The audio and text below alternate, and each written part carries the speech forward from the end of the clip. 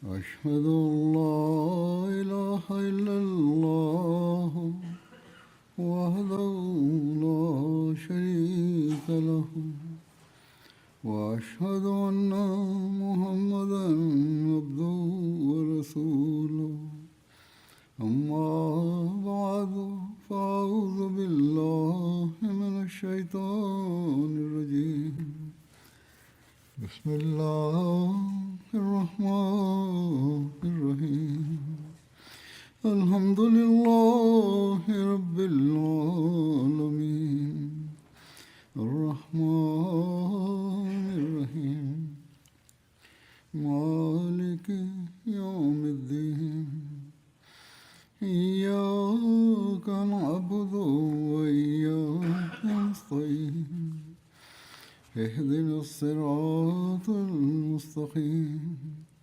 صراط الذين أنعمت عليهم غير المغضوب عليهم ولا الضالين. Terdapat peristiwa-peristiwa yang tak terhitung banyaknya tentang kecintaan ilahi yang dimiliki oleh Rasulullah SAW. Bahkan setiap perbuatan beliau dan setiap peristiwa menunjukkan bahwa di dalam hati beliau senantiasa bergejolak lautan kecintaan kepada Allah. Kita menyaksikan salah satu pemandangannya dalam Perang Uhud, di mana terdapat sikap yang sangat mengagumkan dan luar biasa dalam kecintaan beliau yang mendalam kepada Allah. Dalam sebuah riwayat disebutkan bahwa Hazrat Bara radhiyallahu ta'ala anhu meriwayatkan, pada hari Uhud kami menghadapi orang-orang musyrik. Nabi Karim SAW menunjuk satu pasukan pemanah dan mengangkat Hazrat Abdullah sebagai pemimpin mereka serta menekankan, kalian jangan bergeser dari tempat kalian. Jika kalian melihat bahwa kita telah menguasai mereka, jangan bergeser. Dan jika kalian melihat bahwa mereka telah menguasai kita, janganlah juga datang untuk membantu kami. Yakni dalam kedua keadaan, baik kemenangan maupun kekalahan, kalian tidak boleh meninggalkan tempat kalian. Di sini, di akhir peristiwa ini, apa yang tampak adalah betapa besarnya gelora cinta kepada Allah yang ada di dalam diri beliau. Perawi yang meriwayatkan, ketika kami berhadapan dengan musuh melarikan diri, hingga aku melihat para wanita berlari menuju ke arah gunung, yakni para wanita musyrik. Mereka mengangkat kain dari betis mereka, dan gelang kaki mereka terlihat. Kaum muslim mulai berteriak, harta ganimah, harta ganimah. Hazrat Abdullah melarang mereka, yakni beliau melarang kelompok yang berada di bawah pimpinannya, dan berkata, Nabi SAW telah menekankan kepada saya agar kalian jangan bergeser. Akan tetapi mereka tidak mematuhi. Ketika mereka meninggalkan celah gunung dan menuju ke arah harta ganimah, Allah Ta'ala pun berpaling dari kaum muslimin. Yakni ketika kelompok orang muslim itu meninggalkan celah gunung untuk mengumpulkan harta ganimah, maka Allah Ta'ala pun berpaling dari kaum muslimin. Peperangan berbalik arah dan musuh menyerang kembali, dan 70 orang muslim syahid.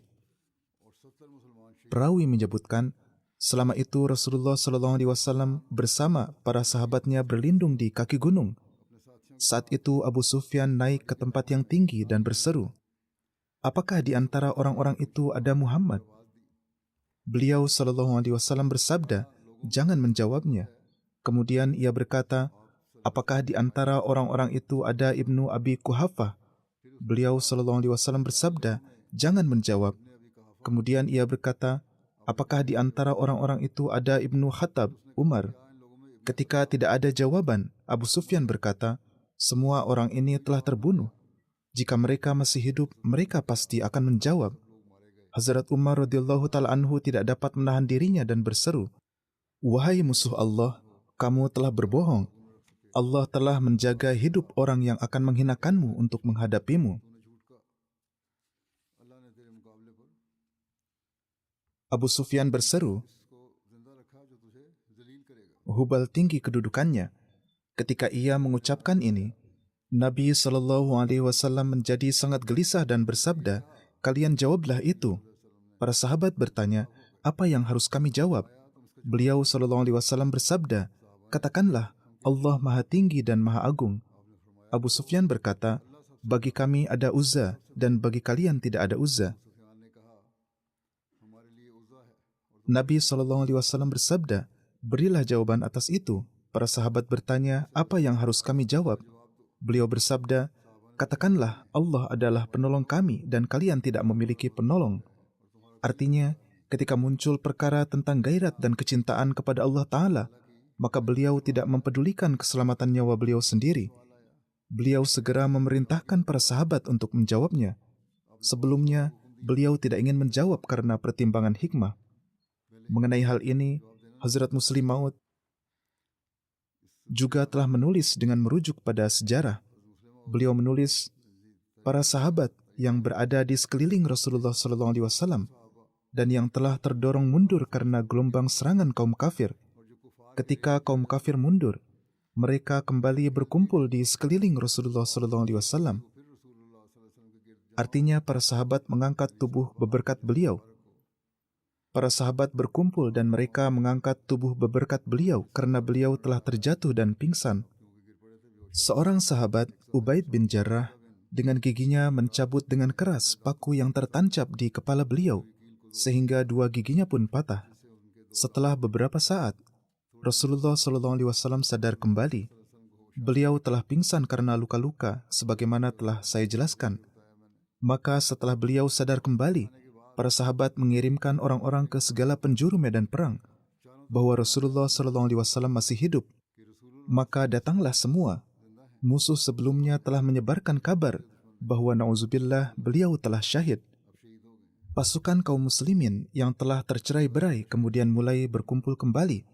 Rasulullah SAW membawa mereka pergi ke kaki gunung. Ketika sisa pasukan tiba di kaki gunung, Abu Sufyan berteriak dengan keras dan berkata, kami telah membunuh Muhammad SAW. Rasulullah SAW tidak menjawab ucapan Abu Sufyan agar jangan sampai musuh mengetahui keadaan sebenarnya lalu menyerang kembali. Musuh mengira bahwa kaum muslimin tidak terbunuh melainkan terluka, dan karena kaum muslimin dalam keadaan terluka, maka mereka tidak akan mampu menahan serangan kedua dan kaum muslimin yang terluka akan kembali menjadi sasaran serangan musuh. Ketika tidak ada jawaban dari pasukan Islam, Abu Sufyan yakin bahwa dugaannya benar. Ia berteriak dengan sangat keras dan berkata, kami telah membunuh Abu Bakar juga. Rasulullah SAW memerintahkan Abu Bakar juga untuk tidak menjawab. Kemudian Abu Sufyan berteriak, kami telah membunuh Umar juga. Maka Hazrat Umar yang sangat bersemangat ingin menjawabnya dengan mengatakan bahwa kami semua berkat karunia Allah masih hidup dan siap untuk menghadapi kalian. Akan tetapi Rasulullah SAW melarang dengan bersabda, jangan menempatkan kaum muslimin dalam kesulitan dan tetaplah diam. Pada saat itu keadaan kaum muslimin sedang lemah. Jika musuh menyerang begitu saja, maka kerugian yang lebih besar bisa terjadi. Kini orang-orang kafir meyakini bahwa mereka telah membunuh pendiri Islam dan juga tangan kanan dan kiri beliau. Atas hal ini Abu Sufyan bersorak kegirangan, Ulu Hubal, Ulu Hubal. Semoga keagungan berhala terhormat kami, Hubal, semakin tinggi karena hari ini ia telah mengakhiri Islam. Rasulullah SAW yang memberikan nasihat untuk berdiam diri atas ucapan mereka tentang kematian beliau, tentang kematian Abu Bakar dan kematian Umar, agar jangan sampai pasukan kafir kembali menyerang kaum muslimin yang terluka, sehingga kaum muslimin yang sedikit ini pun mati syahid di tangan mereka. Akan tetapi, kini ketika perkara kehormatan Allah Ta'ala muncul dan teriakan syirik dikumandangkan di medan perang, jiwa beliau menjadi sangat gelisah. Dengan penuh semangat, beliau melihat para sahabat dan bersabda, mengapa kalian tidak menjawab? Para sahabat berkata, wahai Rasulullah SAW, apa yang harus kami katakan? Beliau bersabda, katakanlah, Allahu a'la wa ajal, Allahu a'la wa ajal. Kalian berbohong bahwa keagungan Hubal telah meningkat tinggi. Hanya Allah wahdahu la syarikalah yang maha mulia, dan keagungannya lah yang maha tinggi, bukan keagungan Hubal. Dan dengan cara ini beliau menyampaikan berita bahwa beliau masih hidup kepada musuh-musuh. Pengaruh jawaban yang sangat gagah berani ini begitu mendalam pada pasukan kafir, yakni meskipun harapan-harapan mereka hancur lebur oleh jawaban ini, dan meskipun di hadapan mereka hanya berdiri segelintir kaum muslimin yang terluka, yang menurut hukum alam sangatlah mungkin untuk dikalahkan dan dibunuh, mereka tetap tidak berani menyerang kembali. Mereka kembali ke Mekah dengan merayakan kemenangan yang telah mereka peroleh. Rasulullah SAW tidak membiarkan sedikit pun noda syirik dalam kecintaan kepada Allah Ta'ala. Dalam sebuah riwayat disebutkan bahwa diriwayatkan dari Hazrat Ibnu Abbas bahwa seseorang berkata kepada Nabi SAW, "Apa yang Allah kehendaki dan apa yang Anda kehendaki?" Maka Nabi yang mulia SAW bersabda, "Apakah kamu telah menyamakan aku dengan Allah? Maka dari itu katakanlah, apa yang Allah Ta'ala sendiri kehendaki." Aspek syirik yang rendah sekalipun tidak boleh ada. Sebagian orang mengatakan hal-hal seperti ini, bahwa Allah menghendaki dan Anda menghendaki. Ya, mereka dapat mengatakan bahwa apa yang Allah Ta'ala kehendaki, jika turun karunia Allah dan jika doanya juga disertakan, maka akan terdapat keberkahan. Sampai batas doa memang benar, akan tetapi perkataan Anda menghendaki adalah salah, karena Rasulullah SAW sangat tidak menyukai hal ini. Kemudian beliau selalu mengkhawatirkan jangan sampai orang-orang menjadikan kuburan sebagai tempat pemujaan. Tetapi sayangnya saat ini terjadi hal yang bertentangan dengan itu.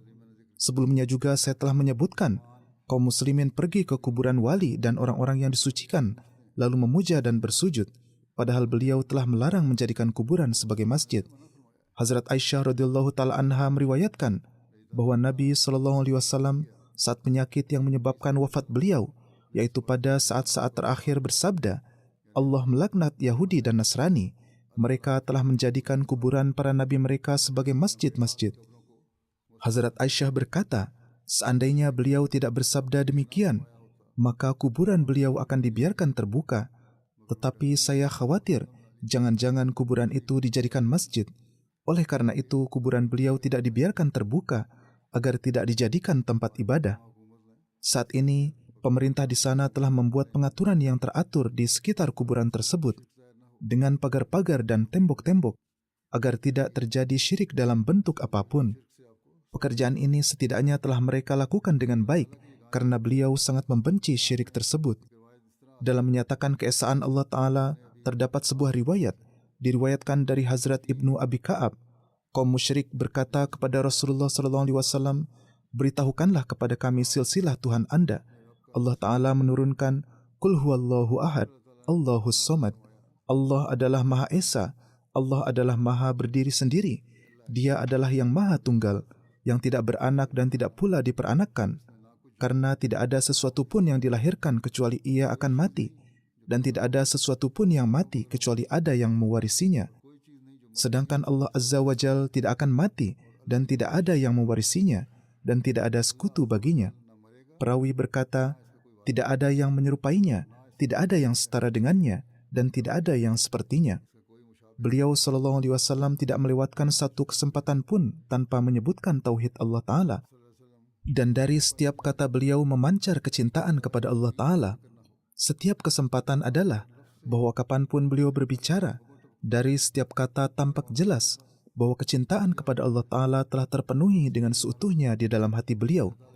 Bahkan hati beliau dipenuhi dengan kecintaan, dan selain itu tidak ada apapun di dalamnya.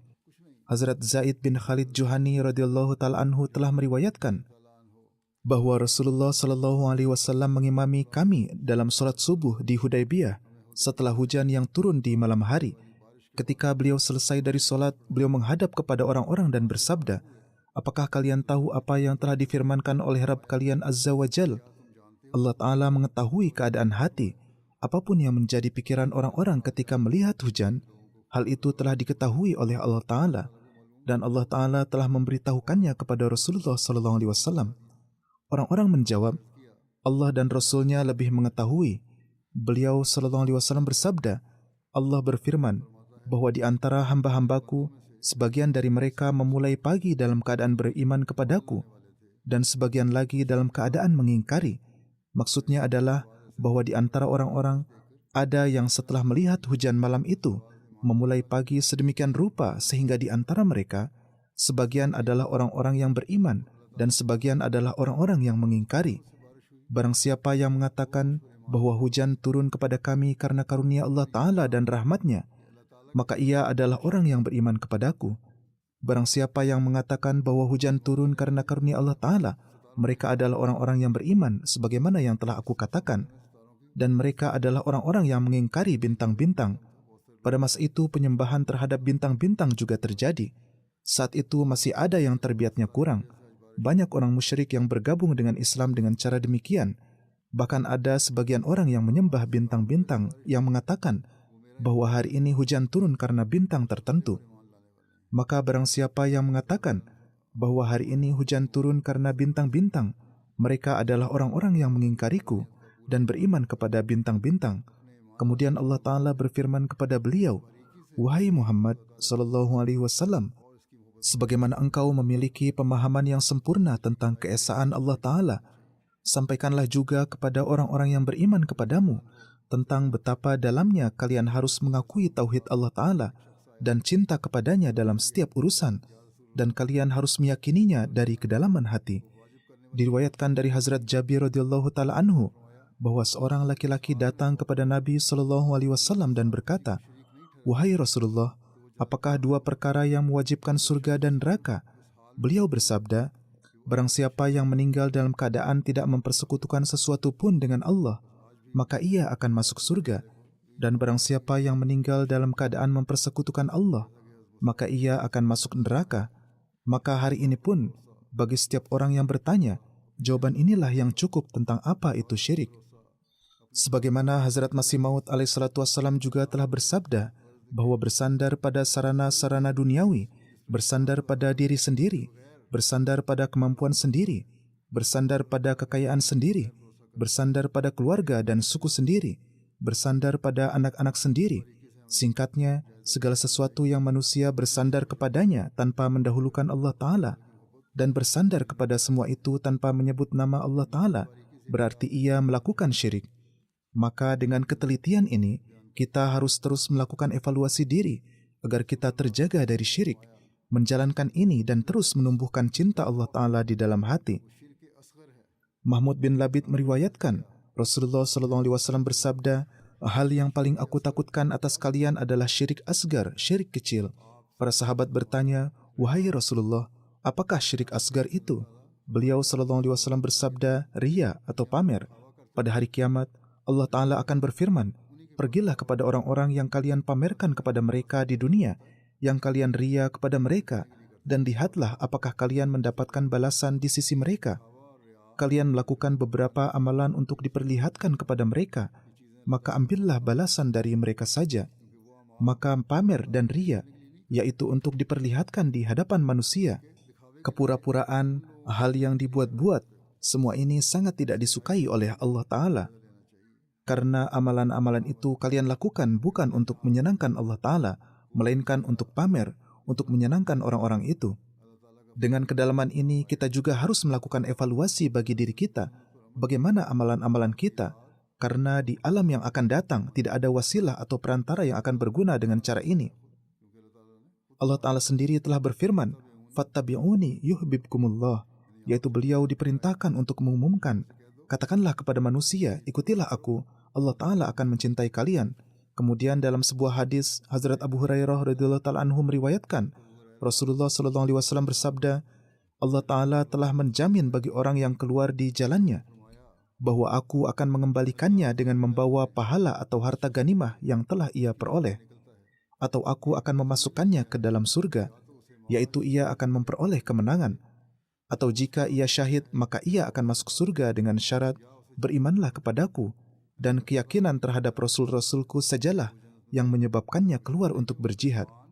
Ini adalah syarat bahwa iman harus kuat, keluar untuk berjihad seraya memenuhi kewajiban mengikuti Rasulullah dan baiat kepada Rasulullah. Dan seandainya aku tidak khawatir akan menyulitkan umatku, niscaya aku akan berangkat bersama setiap pasukan. Keinginanku adalah agar aku terbunuh di jalan Allah, kemudian dihidupkan kembali, kemudian terbunuh, kemudian dihidupkan kembali, dan kemudian terbunuh lagi. Di sini Hazrat Rasulullah SAW menyatakan keinginan beliau. Dalam menafsirkan hadis ini, Hazrat Sayyid Waliullah Shah Sahib menulis, riwayat Bukhari menyebutkan Rasulullah SAW bersabda, "Laula an asyukka ala ummati," artinya jika bukan karena kekhawatiran bahwa umatku akan mengalami kesulitan, niscaya aku akan melakukan hal itu.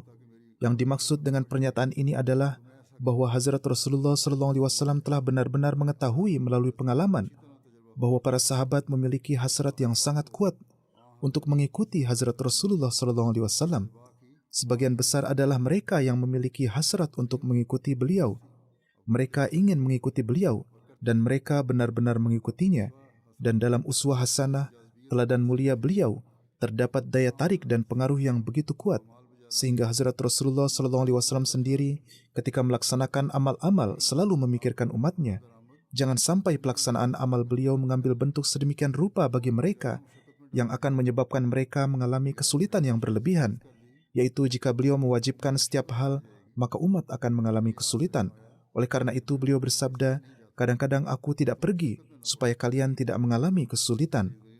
Hazrat Sayyid Waliullah Shah Sahib kemudian menulis, beliau memiliki ishq, cinta yang dalam kepada Allah Ta'ala, sebagaimana bahkan para penentang pun menyebutkan ishq ini dengan ungkapan, Ashiqa Muhammad Rabbahu. Seiring dengan ishqun ini, beliau melakukan pengendalian diri yang sangat luar biasa dan beliau tidak pernah meninggalkan akal pikiran beliau sedikit pun.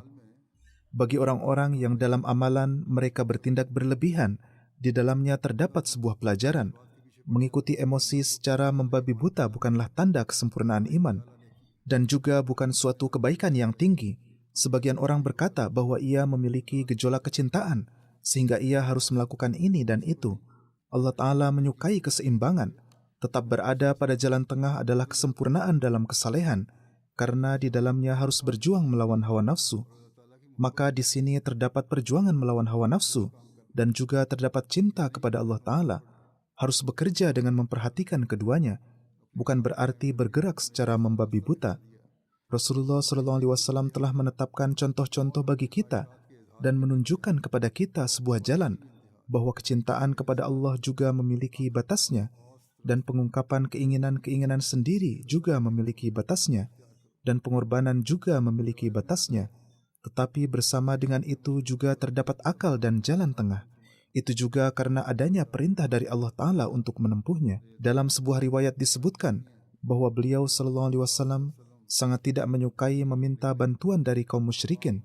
Istri beliau, Hazrat Aisyah radhiyallahu ta'ala anha meriwayatkan, Rasulullah SAW berangkat menuju Badar. Ketika beliau tiba di Harratul Wabarah yang terletak 3 mil dari Madinah, beliau bertemu dengan seorang pria yang keberaniannya sering dipuji. Ia adalah orang yang sangat pemberani. Ketika para sahabat melihatnya, mereka sangat gembira ia telah datang dan akan bergabung. Ketika orang itu bertemu dengan beliau, maka ia berkata, "Aku datang untuk pergi bersama Anda, untuk mendapatkan bagian bersama Anda dan untuk membantu Anda." Rasulullah SAW bersabda, "Apakah kamu beriman kepada Allah dan Rasul-Nya?" Ia berkata, "Tidak." Beliau bersabda, "Kembalilah, karena aku tidak akan meminta bantuan dari seorang musyrik." Hazrat Aisyah berkata, orang itu pun pergi, hingga ketika kami tiba di Syajarah, yang merupakan sebuah pohon di Zulhulaifah, 7 mil dari Madinah, di mana Rasulullah SAW mengenakan ihram. Orang ini datang lagi, ia datang ke hadapan beliau. Orang ini menemui beliau dan berkata seperti yang ia katakan pada kali pertama. Rasulullah SAW bersabda kepadanya seperti yang telah beliau sabdakan sebelumnya. Beliau bersabda, "Kembalilah, aku tidak akan meminta bantuan dari seorang musyrik."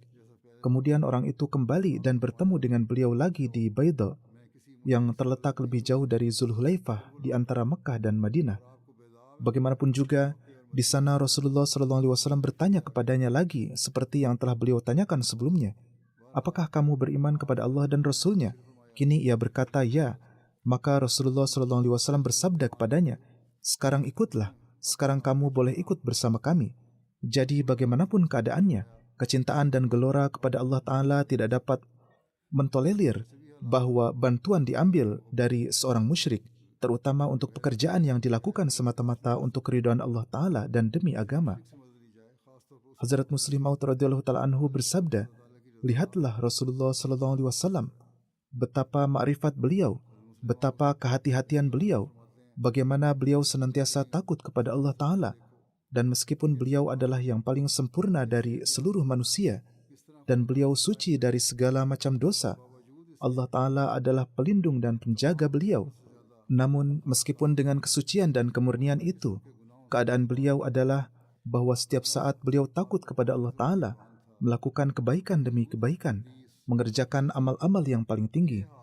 Setelah satu kebaikan, beliau terus melakukan kebaikan yang lain, dan sama sekali tidak pernah timbul pertanyaan tentang kejahatan. Bahkan tidak ada keraguan sedikit pun tentangnya. Beliau senantiasa melakukan amal-amal yang paling tinggi, setiap saat sibuk dalam ibadah kepada Allah. Meskipun demikian, beliau takut, sangat takut. Dari sisi beliau sendiri, beliau melakukan kehati-hatian sebanyak yang sanggup dilakukan. Namun ketika beliau memandang kepada sifat Ghina, Maha Cukup Allah Ta'ala, dan melihat kebesarannya, maka di hadapan keagungan sifat As-Samad Tuhan, beliau menyerahkan semua amalan-amalan beliau dan beristighfar. Dan ketika ada kesempatan, maka beliau pun bertaubat. Hazrat Abu Hurairah berkata, Sami'tun Nabiyya sallallahu alaihi wasallam yaqulu, Wallahi inni la astaghfirullah wa atubu ilaihi fil yaumi aksara min sab'ina marrah. Ini adalah hadis Bukhari, yakni saya mendengar Rasulullah sallallahu alaihi wasallam bersabda, demi Allah, dalam sehari lebih dari 70 kali aku memohon ampun di hadapan Allah Ta'ala atas kelemahan-kelemahanku dan aku tunduk kepadanya. Kata 70 ini juga digunakan dalam bahasa Arab dalam arti tidak terhitung. Aku melakukan ini tak terhitung banyaknya. Keadaan cinta kepada Allah Ta'ala adalah sedemikian rupa, sehingga pada setiap kesempatan, lisan beberkat beliau senantiasa basah dengan zikir kepada Allah. Hazrat Aisyah radhiyallahu ta'ala anha meriwayatkan bahwa Rasulullah SAW dalam setiap keadaan melakukan zikir kepada Allah, sebagaimana yang juga telah dijelaskan oleh Hazrat Muslim Maud, dan juga terbukti dari hadis-hadis bahwa setiap saat lisan beliau basah dengan zikir kepada Allah.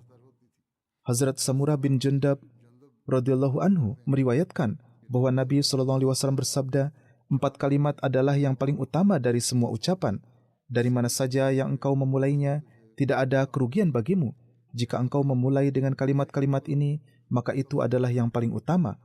Apakah kalimat-kalimat itu? 1 adalah Subhanallah, 2 Alhamdulillah, 3 La ilaha illallah, nomor 4 Allahu Akbar, yaitu Maha Suci Allah, segala puji bagi Allah, tidak ada Tuhan selain Allah, dan Allah Maha Besar. Jadi, ini adalah hal-hal yang jika senantiasa berada dalam pikiran manusia dan setiap saat ada perhatian terhadapnya, ketika berbicara atau ketika bekerja pun hal-hal ini tetap dijaga, maka di dalamnya hanya akan ada keberkatan demi keberkatan. Demikian pula Hazrat Abdullah bin Busr berkata, seorang Arab pedalaman menghadap kepada Rasulullah SAW dan berkata, aturan-aturan Islam dan amal-amal kebaikan telah menjadi terlalu banyak bagiku, yakni begitu banyak hukum-hukum, aturan-aturan, perintah dan amalan kebaikan, sehingga telah menjadi terlalu banyak bagi orang seperti diriku. Beliau adalah orang pedalaman, sehingga biasa mengajukan pertanyaan semacam ini. Ia berkata, mohon Huzur sallallahu alaihi wasallam, beritahukanlah kepadaku sesuatu dari hal-hal tersebut yang dapat aku lakukan dan jalankan, dan yang aku dapat banyak melakukannya. Beliau sallallahu alaihi wasallam bersabda, hendaklah lisanmu senantiasa basah dengan zikir kepada Allah. Jagalah lisanmu agar tetap basah dengan zikir kepada Allah. Beliau bersabda, La yazalu lisanuka rutban min zikrillahi azza wa jalla. Hendaklah lisanmu senantiasa terus-menerus basah dengan zikir kepada Allah. Kemudian dalam satu riwayat diriwayatkan dari Hazrat Jabir bahwa Rasulullah SAW bersabda, zikir yang paling utama adalah La ilaha illallah, dan doa yang paling utama adalah Alhamdulillah.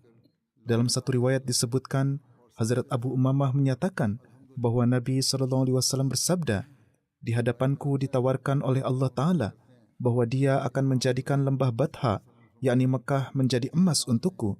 Aku berkata, wahai Tuhanku, akan tetapi mohon jadikanlah agar di satu hari aku makan hingga kenyang, lalu hari kemudiannya aku lapar. Maka ketika aku lapar, aku akan merintih dan mengeluh di hadiratmu dan akan mengingatmu. Dan ketika aku makan hingga kenyang, Aku akan memujimu dan bersyukur kepadamu. Aku tidak menginginkan ini. Yang aku inginkan adalah di mana engkau senantiasa diingat. Jika emas dan kekayaan menjadi terlalu banyak, jangan sampai ikatan kepadamu menjadi hilang. Hazrat Masih Maud alaihissalam bersabda, Rasulullah SAW telah menanggung kesempitan dan kesulitan atas diri beliau sendiri, yakni jika keadaan beliau tampak lemah dari segi keuangan, ini bukanlah karena Allah Ta'ala tidak memberikan kepada beliau. Allah Ta'ala telah memberikan yang tak terhitung banyaknya. Tetapi dalam cinta dan ingatan kepada Allah Ta'ala, beliau memilih untuk menjalani kehidupan penuh kefakiran. Namun ini juga bukan berarti bahwa beliau mengingkari nikmat-nikmat. Beliau juga biasa makan makanan yang dimasak dengan baik dan nikmat-nikmat lainnya, serta bersyukur kepada Allah Ta'ala atas hal ini. Demikian pula dalam satu riwayat diriwayatkan dari Hazrat Abu Bakrah, bahwa ketika sesuatu hal atau suatu berita yang menggembirakan disampaikan kepada Rasulullah SAW, atau beliau mendengar berita gembira tentang sesuatu, beliau segera bersujud untuk mengucapkan syukur kepada Allah Ta'ala.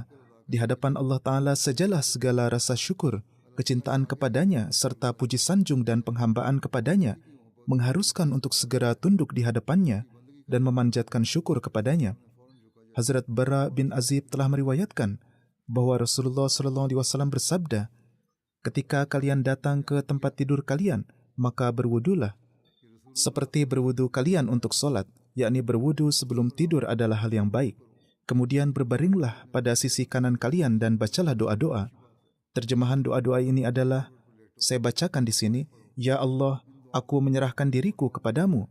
Aku serahkan urusanku kepadamu dan menjadikanmu sandaranku dengan rasa takut kepadamu dan cinta kepadamu. Tidak ada tempat berlindung dan tidak ada tempat keselamatan selain kepadamu. Keselamatan hanya ada padamu. Aku beriman kepada kitabmu yang telah engkau turunkan dan aku beriman kepada nabimu yang telah engkau utus. Rasulullah SAW bersabda, biasakanlah membaca doa ini. Jika kalian wafat pada malam itu, maka kalian akan meninggal dalam keadaan fitrah. Maka jadikanlah kata-kata ini sebagai ucapan terakhir kalian. Perawi berkata, saya mengajukan permohonan, saya akan menghafalkan kata-kata ini. Lalu saya mengulanginya dan menambahkan, wa bi rasulikal lazi arsalta, yakni saya akan menyebutkan ini juga, dan kepada Rasulmu yang engkau utus, saya akan memasukkan kata-kata ini juga. Atas hal ini Rasulullah SAW bersabda, tidak, katakanlah ini, wa bi nabiyyikal lazi arsalta, dan kepada nabimu yang telah engkau utus, aku beriman kepadanya. Hazrat Muslim Maud radhiyallahu ta'ala anhu bersabda, Rasulullah SAW tidak pernah lalai dari kematian pada waktu apapun, dan khasyatullah, takut kepada Allah begitu menguasai diri beliau, sehingga setiap hari beliau tidur dengan keyakinan bahwa barangkali hari ini kematian akan datang, dan hari ini harus menghadap ke hadirat Allah Ta'ala.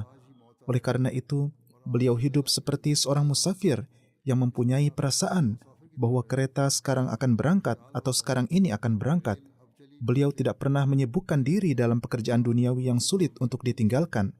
Jika harus naik kereta, maka jangan sampai terlambat di sini. Jangan sampai kereta sudah berangkat. Oleh karena itu, beliau siap menunggu kereta. Jadi Rasulullah SAW pun setiap saat siap untuk pergi menghadap kekasihnya, dan setiap nafas yang berlalu dipandang sebagai hasil dari karunia-Nya, dan beliau senantiasa mengingat kematian.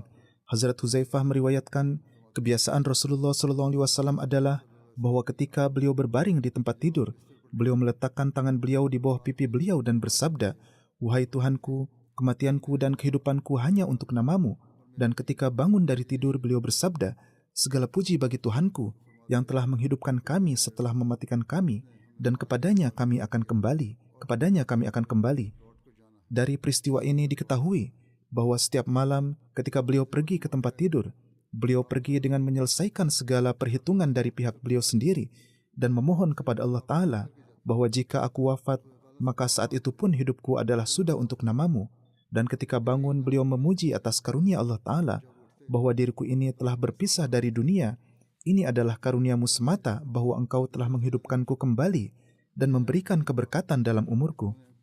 Sebagaimana dari doa pertama diketahui bahwa Rasulullah SAW setiap saat mengingat kematian, demikian pula doa ini juga menjadi saksi atas hal tersebut. Ada juga doa lainnya. Beliau sallallahu alaihi wasallam memandang bahwa setiap saat dari kehidupan beliau adalah saat terakhir, dan ketika beliau hendak tidur, maka beliau menyelesaikan urusan beliau dengan Rabb beliau, seolah-olah beliau siap untuk setiap keadaan yang berubah. Maka Hazrat Barra bin Azib meriwayatkan, Rasulullah sallallahu alaihi wasallam ketika pergi dan berbaring di tempat tidurnya, maka beliau berbaring pada sisi kanan beliau kemudian berdoa, "Wahai Rabbku, aku serahkan jiwaku kepadamu, aku tujukan seluruh perhatianku kepadamu, aku serahkan urusanku ke dalam tanganmu, dan aku berlindung kepadamu. Aku berharap manfaat darimu, aku takut kepada keagungan dan kecukupanmu. Tidak ada tempat berlindung dari kemurkaanmu, dan tidak ada tempat keselamatan kecuali memohon keselamatan dan perlindungan darimu saja. Aku beriman kepada kitab yang telah engkau turunkan, dan kepada Rasul yang telah engkau utus." Beliau mengajarkan doa ini kepada kami, dan beliau sendiri pun sangat rutin melaksanakannya. Hazrat Muslim Maud radhiyallahu ta'ala anhu menulis, orang-orang ketika menutup toko, mereka menghitung pembukuannya. Orang-orang yang berbisnis, di malam hari ia tidur setelah menutup pembukuannya. Tetapi pembukuan yang berkaitan dengan Allah Ta'ala tidak mereka selesaikan. Orang-orang tidak peduli akan hal itu.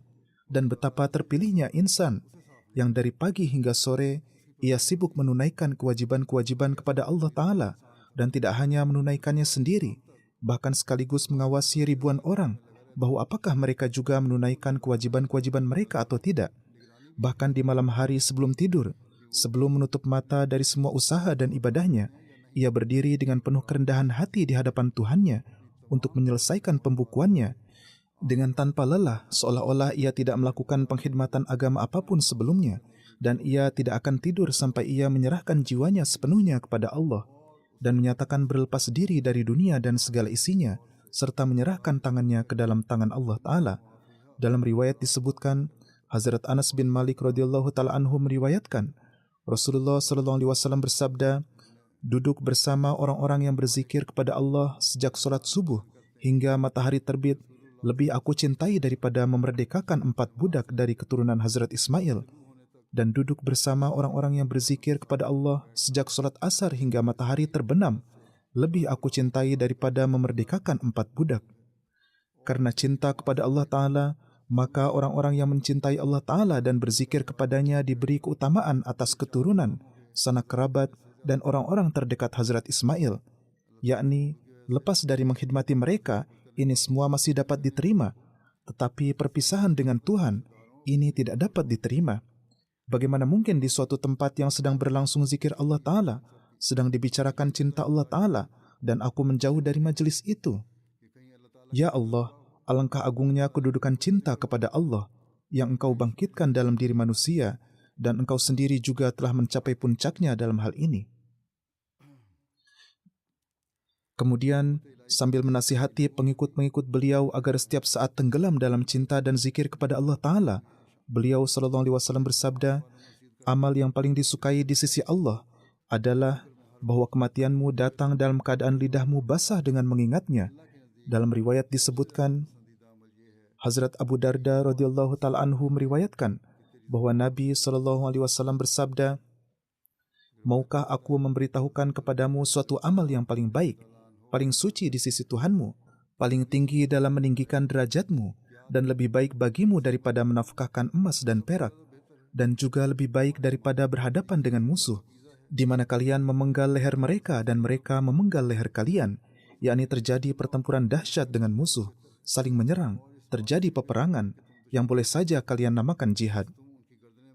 Yang lebih baik dari itu pun adalah yang aku sampaikan kepadamu ini." Para sahabat radhiyallahu ta'ala anhum berkata, "Mengapa tidak?" Dewasa ini, kaum muslimin mengatakan bahwa jihad adalah yang paling utama.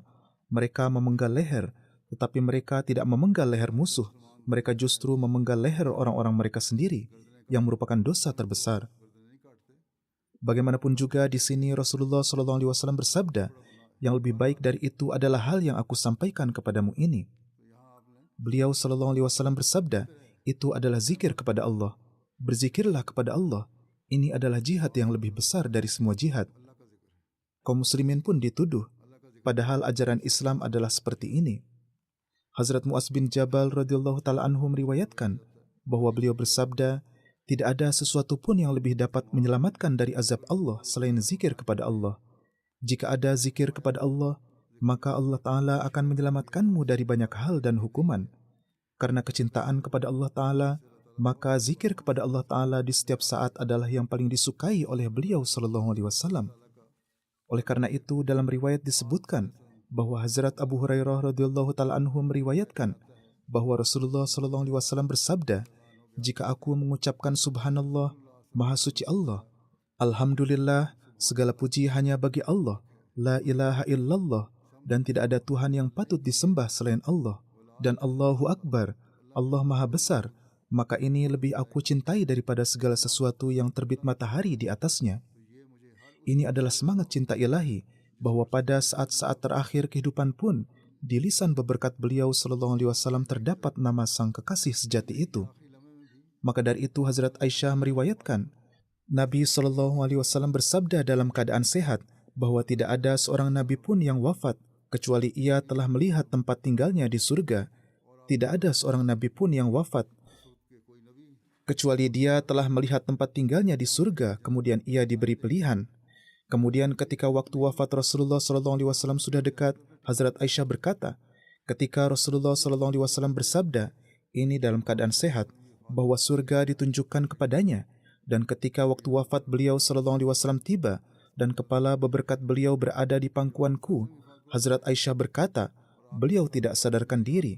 Kemudian beliau sadar kembali, dan beliau mengangkat pandangan ke arah atap rumah, kemudian bersabda, Allahumma rafiqil a'la, ya Allah, Rafiq A'la.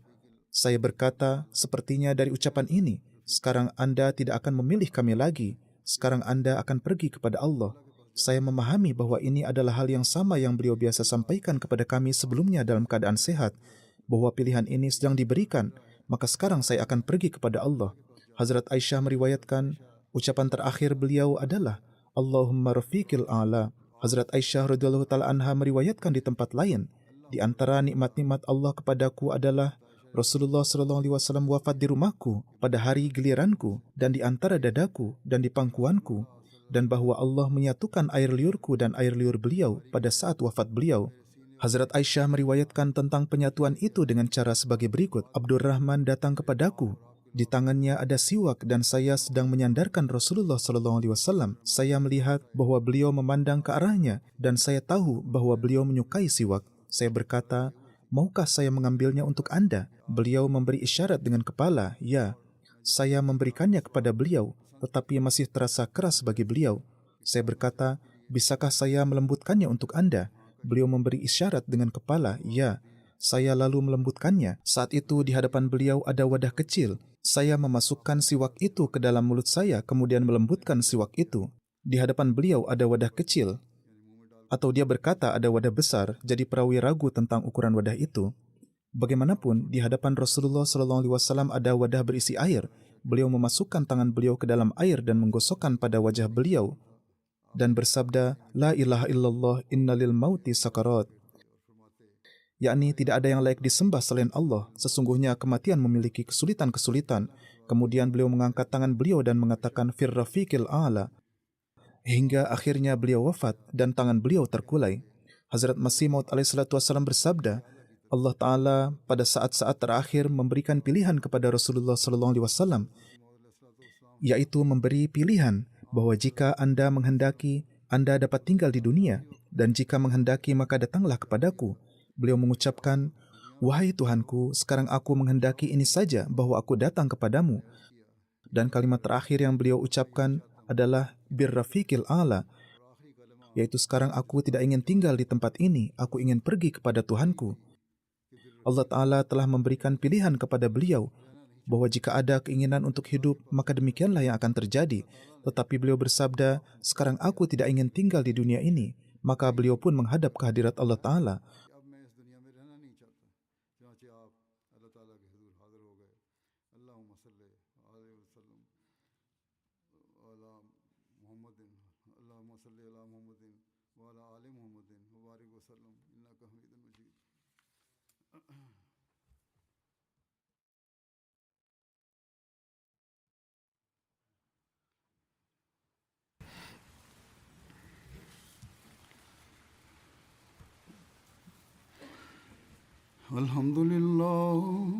الحمد لله نحمده ونستعينه ونستغفره ونؤمن به ونتوكل عليه ونعوذ بالله من شرور أنفسنا ومن سيئات أعمالنا من يهده الله فلا مضل له ومن يضلله فلا هادي له ونشهد أن لا إله إلا الله وحده لا شريك له ونشهد أن محمدا عبده ورسوله عباد الله رحمكم الله إن الله يأمر بالعدل والإحسان وإيتاء ذي القربى وينهى عن الفحشاء